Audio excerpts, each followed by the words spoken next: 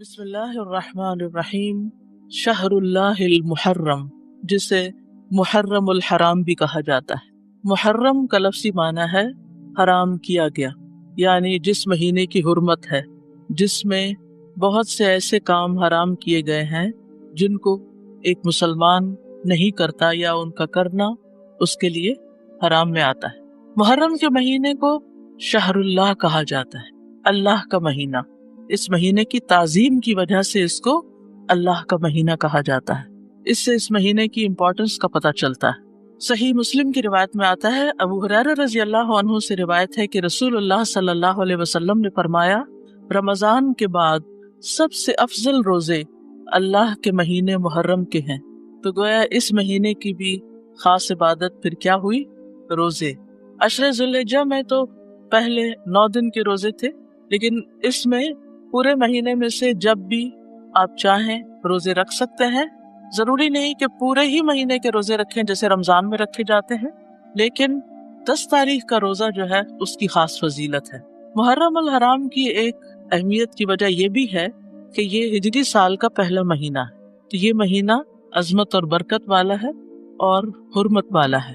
حسن بصری کہتے ہیں کہ بے شک اللہ نے سال کی ابتدا بھی حرمت والے مہینے سے کی اور اس کا اختتام بھی حرمت والے مہینے سے کیا، یعنی آغاز بھی حرمت سے، اختتام بھی حرمت پر۔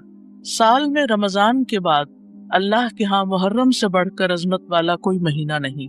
تو اس سے کیا پتہ چلتا ہے کہ اگر جس کام کے آغاز میں اور جس کے اختتام پر خصوصی ہدایات دی جائیں اور اللہ سبحانہ تعالیٰ کی عبادت اور خصوصاً روزے وغیرہ کی عبادت کی طرف متوجہ کیا جائے تو سال بھر بھی پھر اس کی عادت اپنا لینی چاہیے۔ نئے سال کا آغاز جو ہے وہ دعا سے کرنا چاہیے۔ عبداللہ بن ہشام سے روایت ہے، وہ کہتے ہیں کہ جب مہینہ یا سال آتا تو رسول اللہ صلی اللہ علیہ وسلم کے صحابہ یہ دعا اس طرح سیکھتے جیسا کہ وہ قرآن سیکھتے، اللہم ادخلہ علینا بالامن والایمان والسلامت والاسلام وجوار من الشیطان ورضوان من الرحمن۔ اس کا معنی ہے، اے اللہ اس مہینے کو یا اس سال کو ہمارے اوپر امن اور ایمان، سلامتی اور اسلام کے ساتھ، شیاطین سے بچاؤ یا شیطان سے بچاؤ اور رحمان کی رضامندی کے ساتھ داخل فرما۔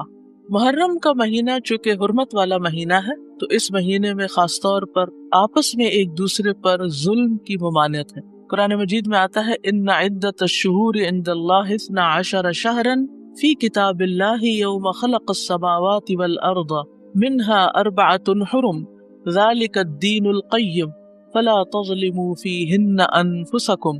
بے شک مہینوں کی گنتی اللہ کے نزدیک اللہ کی کتاب میں 12 مہینے ہیں، جس دن سے اس نے آسمانوں اور زمین کو پیدا کیا، ان میں سے 4 حرمت والے ہیں، یہی سیدھا دین ہے، سو ان میں اپنی جانوں پر ظلم نہ کرو۔ تو میسج کیا ہے؟ فلا تظلموا فیہن انفسکم، اپنے آپ پر یعنی ایک دوسرے پر ظلم نہ کرو۔ تو کیا نہیں کرنا اس مہینے میں؟ ظلم نہیں کرنا۔ ظلم کی کون سی شکلیں ہوتی؟ ظلم ہوتا ہے کسی کو اس کے حق سے محروم کرنا، کسی کا حق چھیننا، کسی کا حق مارنا۔ اس کا یہ مطلب نہیں کہ باقی مہینوں میں ظلم کر سکتے، اس کا مطلب یہ ہے کہ دوسرے مہینوں کی بنسبت ان حرمت والے مہینوں میں ظلم بہت بڑا گناہ اور بوجھ ہے، اگرچہ ظلم ہر حال میں بہت بڑا گناہ ہے، مگر اللہ جس کام کے گناہ کو چاہے بڑھا دے، جیسا کہ اللہ جس کام کے اجر کو چاہے بڑھا دے، یعنی وہی نماز ہوتی، وہی صدقہ خیرات ہوتا ہے، لیکن عشرہ ذی الحجہ میں اس کا اجر کئی گنا بڑھ جاتا ہے۔ اسی طرح حرمت والے مہینوں میں ظلم کا گناہ جو ہے وہ زیادہ ہو جاتا ہے، اور یہ 4 مہینے خاص طور پر 1/3 آف دا ایئر خاص طور پر اس لیے اس کام کے لیے رکھا گیا اور اس کی شدت کا احساس دلایا گیا تاکہ لوگ اس کی پریکٹس کریں، کانشیس ہوں، اور خصوصی طور پر اس میں اپنے آپ کو ایسے گناہوں سے بچائیں تاکہ باقی سال بھی اس پر عمل کر سکیں۔ حدیث میں آتا ہے کہ ظلم حرام ہے۔ صحیح مسلم کی روایت ہے، نبی صلی اللہ علیہ وسلم نے فرمایا کہ اللہ عز و جل نے فرمایا، اے میرے بندو، میں نے اپنے اوپر ظلم کو حرام قرار دیا ہے اور میں نے تمہارے درمیان بھی ظلم کو حرام قرار دیا ہے، تو تم ایک دوسرے پر ظلم نہ کرو۔ جان، مال اور عزت کی حرمت کا پاس رکھنا ضروری ہے۔ ابو ہریرہ سے روایت ہے کہ رسول اللہ صلی اللہ علیہ وسلم نے فرمایا، ایک مسلمان کی ہر چیز دوسرے مسلمان پر حرام ہے، اس کا خون، اس کا مال، اس کی عزت و آبرو۔ اس سے کیا پتہ چلتا ہے کہ ہمیں دوسروں کا احترام کرنا ہے ان کے مال کو ان کی مرضی کے بغیر استعمال نہیں کرنا، اگر کسی سے کچھ قرض لیا ہے یا کسی سے کسی چیز کا وعدہ کیا ہے تو اس کو پورا کرنا ہے۔ اسی طرح عزت و آبرو کے کسی کی غیبت، چغلی، طعن و تشنیع اور بلا وجہ دوسروں کو اذیت دینا، اس سے بھی بچنا ہے۔ یعنی اس کا یہ مطلب نہیں باقی دنوں میں غیبت حرام نہیں، لیکن ان دنوں میں خصوصی طور پر اس سے بچنے کی پریکٹس کرنا ہے، کیونکہ اس میں ایسے کاموں کا گناہ اور زیادہ بڑھ جاتا ہے۔ ابو ہریرہ رضی اللہ عنہ سے مروی ہے کہ نبی کریم صلی اللہ علیہ وسلم نے فرمایا، مسلمان وہ ہوتا ہے جس کی زبان اور ہاتھ سے دوسرے مسلمان محفوظ رہیں، اور مومن وہ ہوتا ہے جس کی طرف سے لوگوں کو اپنی جان اور مال کا امن ہو۔ مومن کون ہے؟ کہ جس کی طرف سے انسان کو اپنی جان اور مال کا امن، کہ مجھے اس سے کوئی خطرہ نہیں، نہ میری جان کو خطرہ ہے اس سے اور نہ میرے مال کو، میں جہاں چاہوں بیگ رکھ دوں اس میں سے کوئی کچھ نہیں نکالے گا۔ تو جو کسی کی کوئی چیز دیکھ کے بھی اس کی ہاتھ کی ریچ میں بھی ہونے کے باوجود اس سے پرہیز کرتا ہے، یہ دراصل اس کے ایمان کی وجہ سے۔ ابن عمر سے روایت ہے، نبی صلی اللہ علیہ وسلم نے فرمایا، سب سے بڑے گناہ یہ ہیں، وہ آدمی جس نے ایک عورت سے شادی کی، اس سے اپنی حاجت پوری کی، پھر اسے طلاق دے دی اور اس کا حق کے مہر ہڑپ کر لیا، مہر ہی نہیں دیا اس کو۔ تو بیوی کو اس کا مہر نہ دینا یہ بھی ظلم کی ایک قسم ہے، کہ اس کو نام نفقہ نہ دینا اور اس کا حق ادا نہ کرنا۔ دوسرا وہ آدمی جس نے کسی کو مزدوری پر لگایا اور اس کی اجرت خود نکل گیا۔ ایسے بہت سے واقعات ہمارے ملک میں بہت عام ہیں کہ کام کرا کے کسی کو کام پہ رکھ کے مہینے کے بعد اس کو چھٹی کرا دینا، اس کو اس کا حق نہ دینا۔ ویسے مزدوروں کو کسی بھی کام پہ لگا کے ان کو یا حق دینا ہی نہ یا پورا نہ دینا، یہ بھی ظلم کی شکل۔ تیسرا وہ آدمی جس نے کسی چوپائے کو بے فائدہ قتل کر دیا، یعنی جانوروں کے بھی حقوق ہیں، ان کو بھی بلا وجہ نہیں مار سکتے آپ، ایک شغل تماشے کے طور پر۔ عبداللہ بن صائب رضی اللہ عنہ ابن یزید سے روایت ہے کہ وہ اپنے والد سے اور وہ عبداللہ کے دادا سے روایت کرتے ہیں، انہوں نے رسول اللہ صلی اللہ علیہ وسلم کو فرماتے ہوئے سنا، تم میں سے کوئی شخص اپنے بھائی کی کوئی چیز ہرگز نہ لے، نہ مذاق میں نہ حقیقتاً۔ بعض اوقات ہوتا ہے نا، فرینڈشپ ہوتی ہے اور ایک دوسرے سے کافی فرینک ہوتے ہیں، تو ہم سمجھتے ہیں کہ اب اس فرینکنس کے بعد ہمیں حق حاصل ہو گیا کہ ہم دوسرے کی چیز میں سے جب جو چاہیں نکال لیں، اس کا بیگ کھولیں، اس میں سے پین نکال لیں، کوئی کھانے کی چیز ہے تو وہ اٹھا کے کھا لیں۔ نہیں، یہ سب حرام ہے، چاہے ایک سوئی کیوں نہ ہو، اور خاص طور پر اگر کوئی کسی کا حق ظلمن چھین لیتا ہے قسم کھا کر، جھوٹی قسم کھا کر، تو خواہ پیلو کی ایک شاخ ہی کیوں نہ، ایک مسواک، اگر اتنی سی چیز بھی کوئی کسی کی ظلمن چھینتا ہے تو قیامت کے دن اس کے لیے آگ ہے۔ تو بغیر کسی کی مرضی کے، اجازت کے، خوشی کے کوئی چیز نہیں لینی چاہیے، نہ مذاق میں نہ حقیقت میں۔ اچھا بعض اوقات ایسا ہوتا ہے نا، مثلا کسی نے کوئی انگوٹھی پہنی ہوئی ہے، کوئی زیور پہنا ہوا ہے، اچھا ذرا دکھانا مجھے، میں ذرا پہن کے دیکھوں کیسی لگتی ہے، اچھا پہن ہی دیکھو، مجھے تو بہت اچھی لگی، اچھی لگ رہی ہے نا، چلو تھوڑے دن میں پہن لیتی ہوں۔ ایسے نہیں کر سکتے آپ۔ مسلمان کی عزتوں کا پاس رکھنا۔ انس بن مالک کہتے کہ رسول اللہ صلی اللہ علیہ وسلم نے فرمایا، جب مجھے میرے رب عز و جل نے معراج عطا کی تو اس رات میں ایک قوم پر میں گزرا، ان کے ناخن تانبے کے تھے، وہ ناخنوں سے اپنے چہرے اور سینے کھرچ رہے تھے۔ میں نے کہا یہ کون لوگ ہیں اے جبریل؟ انہوں نے فرمایا یہ وہ لوگ ہیں جو لوگوں کا گوشت کھاتے ہیں، ان کی عزت و آبرو کے درپے رہتے ہیں۔ یعنی چاہے سامنے کسی کی بے عزتی کرنا بلا وجہ خواہ میں، یا کسی کے پیٹھ پیچھے، تو کسی کی بھی عزت کے ساتھ کھیلنا جو ہے اپنے آپ کو نقصان دینا ہے۔ عبد الرحمن بن غنم سے مرفوعاً مروی ہے کہ اللہ کے بہترین بندے وہ ہوتے ہیں جنہیں دیکھ کر اللہ یاد آ جائے، اور اللہ کے بدترین بندے وہ ہوتے ہیں جو چغل خوری کرتے ہیں، دوستوں کے درمیان جدائی ڈالتے ہیں، باغی، بیزار اور متعنت ہوتے ہیں، سرکش ہوتے ہیں۔ اسی طرح ابو ہریرہ کہتے ہیں کہ نبی صلی اللہ علیہ وسلم نے فرمایا، بنی آدم کے اعمال ہر جمعرات کو پیش کیے جاتے ہیں، لیکن کسی قطع رحمی کرنے والے کے اعمال قبول نہیں کیے جاتے، یعنی رشتوں کو کاٹنے والے، رشتوں کے ساتھ ظلم اور زیادتی کرنے والے کے اعمال نہیں۔ تو ہمیں ان مہینوں میں خاص طور پر حقوق العباد کا خیال رکھنا ہے، یہ حقوق العباد کی ادائیگی کے مہینے ہیں۔ دوسرا کرنے کا کام، اس مہینے میں روزے رکھنے۔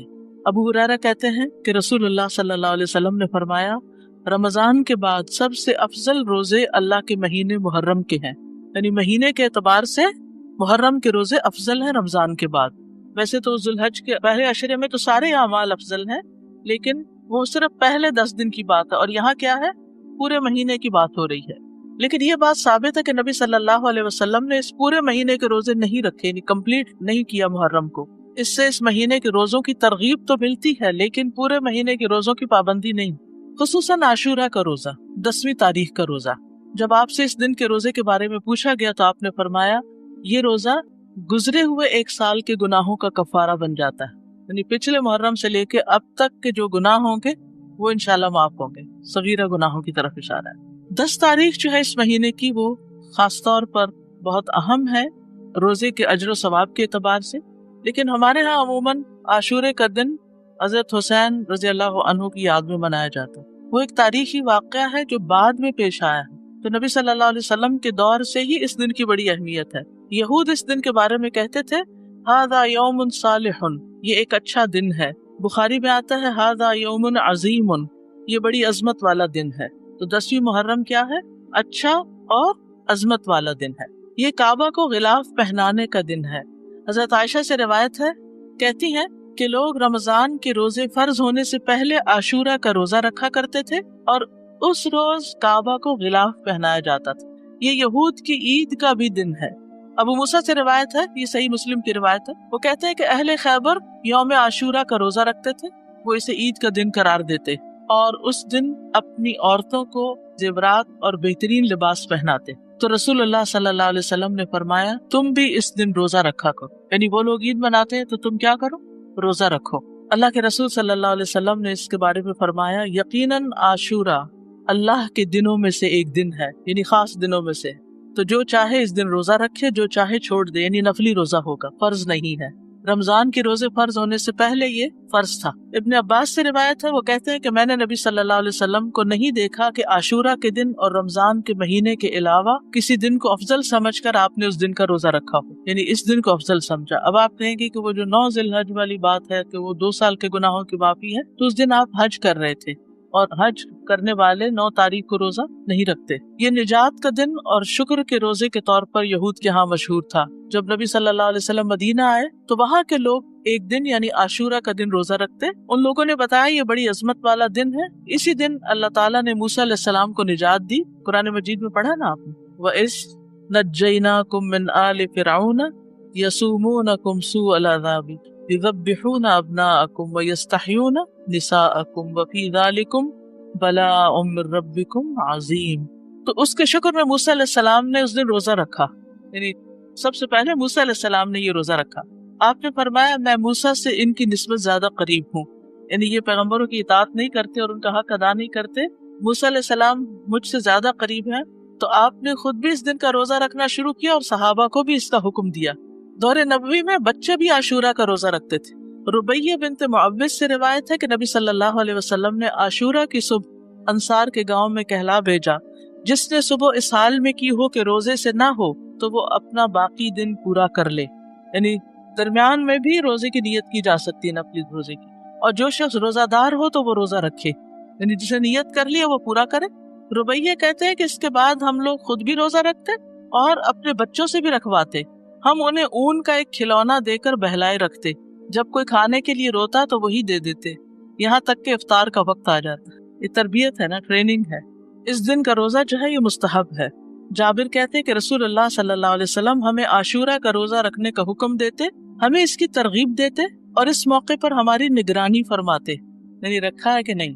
اس کے بعد جب رمضان کے روزے فرض کر دیے گئے تو آپ نے ہمیں نہ حکم دیا نہ منع کیا اور نہ اس موقع پر ہماری نگرانی کی، یعنی نفلی روزہ ہو گیا، مستحب ہو گیا۔ حضرت عائشہ سے روایت ہے کہ جاہلیت کے ایام میں عاشورہ کے دن کا روزہ رکھا جاتا تھا، جب اسلام آ گیا تو اب جو چاہے اس کا روزہ رکھ لے اور جو چاہے اسے چھوڑ دے، لیکن نبی صلی اللہ علیہ وسلم نے 2 دن کے روزے کا ارادہ کیا، 9 اور 10 کا۔ عبداللہ بن عباس کہتے ہیں جب رسول اللہ صلی اللہ علیہ وسلم نے یوم عاشورہ کا روزہ رکھا اور اس کا روزہ رکھنے کا حکم دیا تو صحابہ نے عرض کی اللہ کے رسول یہی دن ہے جس کی یہود و نصارہ تعظیم کرتے ہیں۔ اس پر رسول اللہ صلی اللہ علیہ وسلم نے فرمایا جب آئندہ سال ہوگا تو اگر اللہ نے چاہا تو ہم 9ویں دن روزہ رکھیں گے۔ کہا اس کے بعد آئندہ سال نہیں آیا کہ رسول اللہ صلی اللہ علیہ وسلم وفات پا گئے، تو افضل کیا ہے 2 دن کا رکھ لیا جائے، 9 اور 10 کا۔ اور 9 محرم جو ہے بعض کے نزدیک 9 اور بعض 10 دونوں کو عاشورہ کا دن بھی کہا جاتا ہے، پہلا عشرہ ہے نا اس میں۔ بعض کہتے ہیں 10 اور 11 بھی رکھ سکتے ہیں، لیکن یہ کہ 11 تاریخ کے روزے کی روایت ضعیف ہے، اصل میں 9 اور 10 ہی ہے۔ ابن القیم کہتے ہیں کہ ابن عباس کا یہ کہنا تم محرم کا چاند دیکھو تو گنتے رہو اور 9ویں تاریخ کے دن کی صبح روزے کی حالت میں کرو، تو اس سے مراد یہ نہیں کہ عاشورہ 9ویں تاریخ کو کہتے ہیں، بلکہ ان کی مراد یہ ہے کہ 10ویں سے پہلے 9ویں کا روزہ بھی رکھو، کیونکہ آپ نے فرمایا تھا کہ اگر میں زندہ رہا تو روزہ رکھوں گا، تو یہ ایک طرح سے آپ کی سنت ہو گئی، کیونکہ آپ نے اس کے بارے میں خود صحابہ کو ترغیب دلائی۔ اور یہ جو الفاظ ہیں نا سلسلۃ الاحادیث الضعیفہ کے، کہ اگر میں زندہ رہا تو یوم عاشورہ سے ایک دن پہلے یا ایک دن بعد میں روزہ رکھنے کا حکم دوں گا، یہ روایت ان الفاظ سے منکر ہے، یعنی اس کا انکار کیا گیا ہے، اس کی سند ضعیف ہے۔ اسی طرح ابن عباس کا بھی ایک قول ہے جو نبی صلی اللہ علیہ وسلم سے وہ روایت کرتے ہیں کہ آپ نے فرمایا یہود کی مخالفت کرو اس طرح کہ ایک دن پہلے یا بعد کا روزہ رکھو، تو اس کی سند ضعیف ہے، اس لیے بعد والا نہیں۔ ابن تیمیہ رحمہ اللہ کہتے ہیں صحیح بات تو یہ ہے کہ 9 اور 10 دنوں کا روزہ رکھنا مستحب ہے، کیونکہ آپ کا آخری حکم یہی تھا کہ اگر میں اگلے سال زندہ رہا تو 9ویں کا بھی ساتھ رکھوں گا۔ ویسے تو پورے مہینے میں روزے رکھ سکتے ہیں، آپ چاہے تو 11ویں کا ساتھ رکھ لیں، 3 اکٹھے رکھ لیں، لیکن وہ جو ہے نا فضیلت والی بات اور مستحب ہونے والی بات وہ 9 ہی کی ہے۔ تو اب آپ کو بات سمجھ آ گئی کہ 9 تاریخ کا جو روزہ ہے وہ نہ رکھا تو پھر اجر سے محرومی ہو سکتی، تو احتیاط کا تقاضا یہی ہے کہ 9 کا رکھا جائے ساتھ، ٹھیک ہے۔ وآخر دعوانا ان الحمد للہ رب العالمین۔ السلام علیکم ورحمۃ اللہ وبرکاتہ۔